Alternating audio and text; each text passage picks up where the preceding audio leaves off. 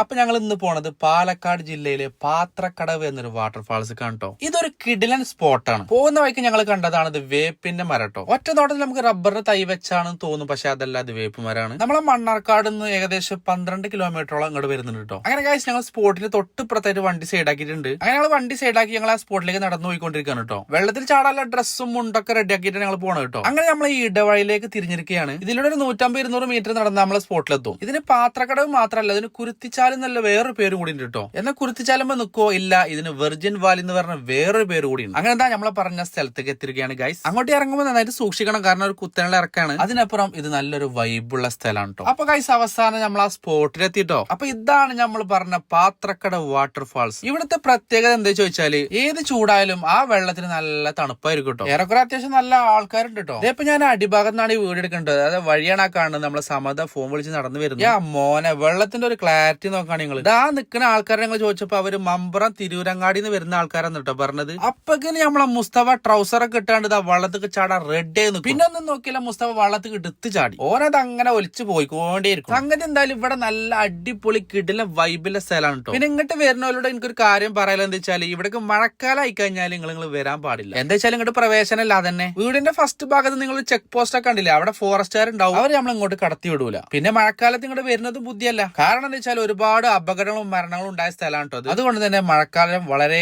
അപകടം പിടിച്ചതാണ്. മഴക്കാലമായ നല്ല വെള്ളം ഉണ്ടാവും. ഈ പാറയുടെ മുകളിലൊക്കെ കാര്യം വെള്ളം പോവുക. അപ്പൊ എങ്ങനെ ഇതിലേക്ക് വന്ന് ചാടിയ പിന്നെ നമ്മളെ ഒരു പിടുത്തം കിട്ടൂല മക്കളെ. പാറലൊക്കെ ഇടിച്ച് ആൾക്കാർ അവിടെ എത്തുമ്പോഴത്തേന് തീരുമാനമായിട്ടുണ്ടാവും. അപ്പൊ നിങ്ങൾക്ക് ഇങ്ങോട്ട് വരാൻ പറ്റിയ സമയം ഈ സമയത്താണ് കേട്ടോ. ഈ ചൂടിൽ നല്ല വെള്ളത്തിൽ ചാടി കളിക്കാൻ പറ്റിയ സ്ഥലം തന്നെ കേട്ടത്. പിന്നെ അതുമല്ല, നല്ല അടിപൊളി പ്രകൃതിയാണ് കേട്ടോ ഇവിടെ. മലകളുടെ ഇടയിലൂടെ ഒഴുകി വരുന്ന അരുവി, നാച്ചുറൽ വാട്ടർ. ഇത് നമ്മളെ കുന്തിപ്പുഴയാണ് കേട്ടോ. ഇപ്പൊ ഞങ്ങൾ ചാടിക്കൊണ്ടിരിക്കണത് ഒരാൾക്കുള്ള ആളുള്ളൂ കേട്ടോ. അതിന്റെ മുകളിൽ നോക്കി നമുക്ക് അതിന്റെ അടിഭാഗം ശരിക്കും ഇങ്ങനെ കാണാം. നമ്മുടെ സൈലന്റ് വാലി ഭാഗത്തിലൂടെ ഒക്കെ ഒഴുകി വരുന്ന ഒരു പുഴയാണ്. വലിയ വലിയ പാറകളും മലകളും മരങ്ങളും ഒക്കെ നിറഞ്ഞ അതിമനോഹരമായ ഒരു പ്രകൃതി. ഇങ്ങോട്ട് വരുന്നവർക്ക് എന്തായാലും ഈ സ്ഥലം ഇഷ്ടപ്പെടാതെ പോകൂല. കാരണം എന്താ വെച്ചാൽ നിങ്ങൾ ഈ കാണുന്നത് തന്നെ അതിന്റെ കാരണം. മനസ്സിലായില്ലേ?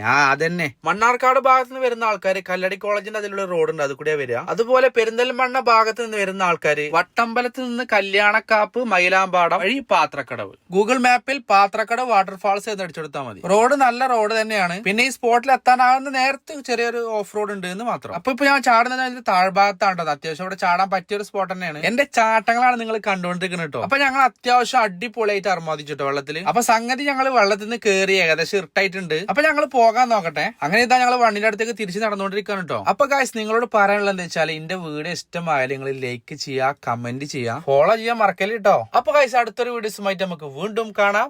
ആയിക്കോട്ടെ.